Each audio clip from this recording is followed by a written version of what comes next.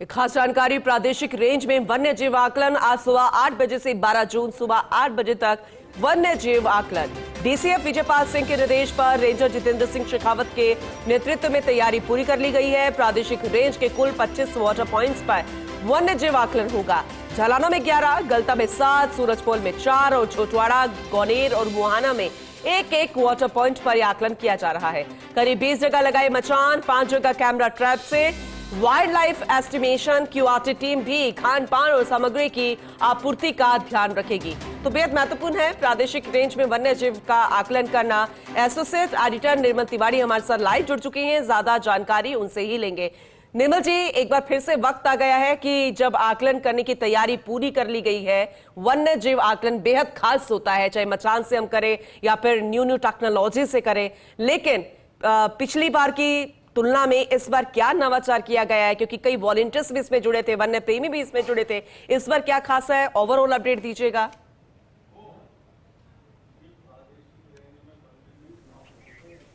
पूनम सुप्रभात। देखिए, सबसे पहला काम तो ये करना है, हमको हमारे सामाजिक सरोकार भी निभाने हैं। बिल्कुल। ये जो मेरे ठीक ऊपर आप देख सकते हैं, अभिषेक बैठे हैं ऊपर से, सहायक वनपाल हैं, रवि उनके साथ वनरक्षक हैं। वाटर पॉइंट है पीछे, जहां पर वाइल्ड लाइफ की एस्टिमेशन या किया जाता है। कोशिश हमारी तरफ से, हमारे चैनल की तरफ से ये है कि हम सबसे पहले तो चूंकि गर्मी बहुत ज्यादा है, तो इनको ये छाछ पिए तो ज्यादा ठीक रहेगा। इनको छाछ पिलाई जाए ताकि ये पूरी तन्मयता से बैठे। यहाँ पर डिहाइड्रेशन किसी तरह का ना हो। केले खाएंगे तो निश्चित तौर पर कार्बोहाइड्रेट मिलेगा, तो बॉडी ठीक रहेगी। अब बात करते हैं वाइल्ड लाइफ एस्टिमेशन की। देखिए, कितनी विपरीत परिस्थितियों के बावजूद गर्मी, भीषण गर्मी पड़ रही है। यहां पर इन्होंने मचान लगा रखा है। मचान के ठीक सामने आप देखेंगे ये झालाना का जो वाच टावर वाटर पॉइंट है, नीचे वाटर पॉइंट है, यहां पर वाइल्ड लाइफ आएगी। और चूंकि कॉर्निवोर और हर्बीवोर दोनों को देखना है किस तरह से, कौन कौन से कॉर्निवोर में तो बेसिकली वैसे भी यहां पर लेपर्ड और हाइना ही है, लेकिन हर्बीवोर भी कितने आते हैं, क्योंकि भविष्य में इस आकलन के आधार पर यह तय होगा कि यहां पर किस तरह से प्रेबेस इनहेंसमेंट का काम करना है, हैबिटेट इंप्रूवमेंट के काम किस तरह से होंगे, नए ग्रासलैंड किस तरह से विकसित किए जाएं, लेपर्ड्स की संख्या कितनी, उनका व्यवहार कैसा है, एक लेपर्ड गर्मी में कितनी बार पानी पीने आता है। बहुत सारे अध्ययन है, छोटे छोटे बारीकियों से उन अध्ययनों को देखा जाएगा और भविष्य में जो ताना बाना जो योजनाएं बनेंगी, इन तमाम बातों को लेकर इसका ध्यान रखा जाएगा। हमारे साथ रोहित गंगवाल है, उनसे बात करने की कोशिश करेंगे। रोहित, मैं खुद नीचे आता हूं, आपसे भी बात करने की कोशिश करेंगे या आप ऊपर पधारेंगे। देखिए, किस तरह, कितना चुनौतीपूर्ण होता है, आप रक्षा संस्थान से, आपकी तरफ से लगातार वॉलंटियर्स आपके भी बैठे, कितना चुनौतीपूर्ण है सब कुछ? देखिए, चुनौतीपूर्ण तो है, पर मज़ा बहुत आता है और सीखने को बहुत कुछ मिलता है। एक ऐसा 24 घंटे का एक्सपीरियंस है जिसमें 10 में से हो सकता है एक आदमी जंगल को छोड़ दे, बोले मैं दोबारा नहीं आऊँगा, पर 9 लोग जंगल से जुड़ जाते हैं और जंगल की प्राथमिकता को समझ पाते हैं। और वो बहुत ज़रूरी है एक अर्बन और वाइल्ड कनेक्ट को करने के लिए। आज शहर के काफ़ी लोग जंगल के बारे में कुछ नहीं जानते, पर ये एक ऐसा अनुभव है जिससे आदमी जंगल से जुड़ता है और अधिक जो दूसरे लोग भी हैं उनको भी जोड़ने की कोशिश करता है। देखिए, निश्चित तौर पर औरों को भी जोड़ने की कोशिश कर। रोमांचक बहुत है पूनम, रोमांच बहुत है इस पूरी प्रक्रिया में, लेकिन खतरा भी उतना है। किशन बताएंगे, हमारे साथ यहाँ के नाका प्रभारी वनपाल है किशन कुमार मीणा। किशन, आपने इधर मचान भी बांधे, अभिषेक से भी मैं बात करूंगा, रवि से भी बात करूंगा, लेकिन पहले ये जानना चाहता हूं कि मचान बांधना कितना इंपॉर्टेंट है, मचान कितना मजबूत होना चाहिए, कितनी हाइट पे होना चाहिए, क्योंकि लेपर्ड तो खुद बहुत अच्छा क्लाइंबर है, तुरंत चढ़ सकता है ऊपर। रेप्टाइल्स कोई भी आ सकते हैं, वो ऊपर चढ़ सकता है, उनसे खुद को बचाना भी है। क्यूआरटी बनाइए तो इनके खान पान का किस तरह से ख्याल रखना है, और वाइल्ड लाइफ एस्टिमेशन कितना महत्वपूर्ण है? देखो, ये वाइल्ड लाइफ की जी जो गणना की जा रही है, इसका एस्टिमेशन जो किया जा रहा है, तो जो मचान बांधने की है कि अपने जमीन से हाई लेवल पे होना चाहिए, क्योंकि जैसे कोई सांप घोड़ा वगैरह ये पेड़ में नहीं चढ़े। और लेपर्ड है तो लेपर्ड तो चढ़ सकता है, लेकिन वाटर पॉइंट से कम 30-35 मीटर की दूरी पे होना चाहिए, ताकि अपनी वाइल्ड लाइफ को भी डिस्टर्ब नहीं हो और वो आराम से पानी पी सके। और अपने जो स्टाफ और वॉलंटियर वगैरह ये बैठे हैं, तो उनकी काउंटिंग आसानी से की जा सके। धन्यवाद किशन। देखिए, मैं बात करूंगा ऊपर अभिषेक और रवि से भी। देखिए, मेरे लिए भी यहाँ खड़ा होना कोई बहुत आसान काम नहीं है, लेकिन फिर भी बात करने की कोशिश करूंगा। अभिषेक, अगर पूरे देखा, आपको 24 घंटे यहाँ बैठना है, आप कितना प्रिपेयर हैं उसके लिए? क्योंकि नेचर कॉल भी देखने को मिलता है, क्यूआरटी आएगी, डिहाइड्रेशन की समस्या से निपटा जाए, वाइल्ड लाइफ से एक उचित दूरी हो ताकि आपका नुकसान नहीं पहुंचे। बहुत सारी बातें हैं जो आपको प्रशिक्षण दिया गया होगा दोनों को भी, और उसमें किस तरह से उसका ध्यान रखेंगे और कितना चुनौतीपूर्ण है सब?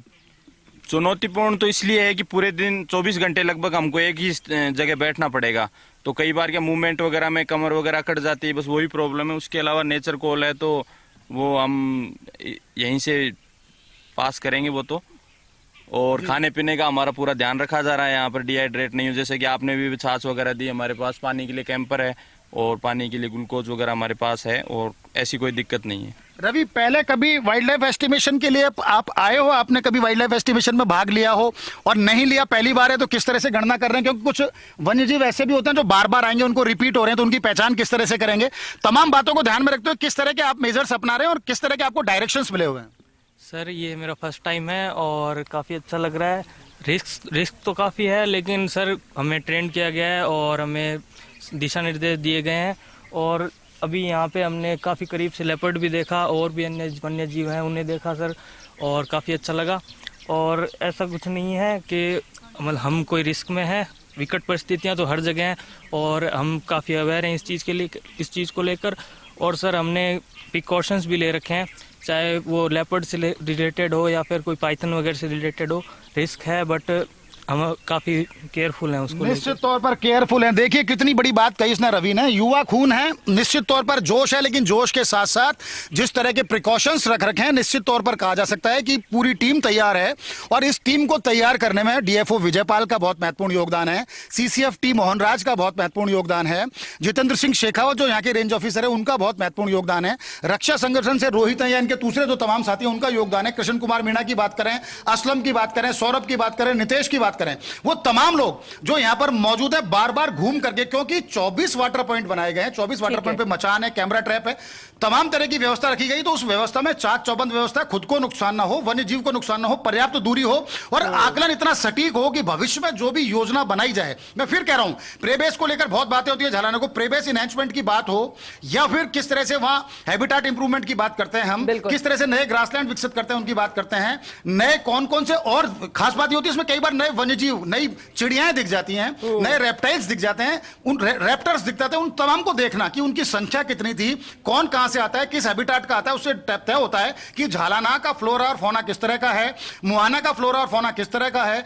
आमगढ़ का किस तरह का है, दूसरे अगर हम गलता नाके की बात करें या सूरजपोल नाके की बात करें, झोटवाड़ा नाके की बात करें, वहां किस तरह का, तमाम बातों को देख करके भविष्य की योजना तैयार की जाएगी। तो उम्मीद की जानी चाहिए, लेट्स द फिंगर क्रॉस, कि ये जो वाइल्ड लाइफ एस्टिमेशन है ये सफल रहे, सबका इसमें जो योगदान है महत्वपूर्ण योगदान है और भविष्य में तमाम जो ताना बाना बुना जाए वो निश्चित तौर पर वन और वन्यजीव के संरक्षण के हित में उसका बहुत बढ़िया इस्तेमाल किया जा सके। बिल्कुल आपने सही कहा और हम भी यही उम्मीद करते हैं। बहुत शुक्रिया विस्तार से जानकारी देने के लिए और हर एक अपडेट बताने के लिए कि आखिर क्यों इतना महत्वपूर्ण है और कितने संघर्ष के साथ इसमें आकलन किया भी जाता है। बहुत शुक्रिया निर्मल जी, आगे भी अपडेट आपसे लेते रहेंगे।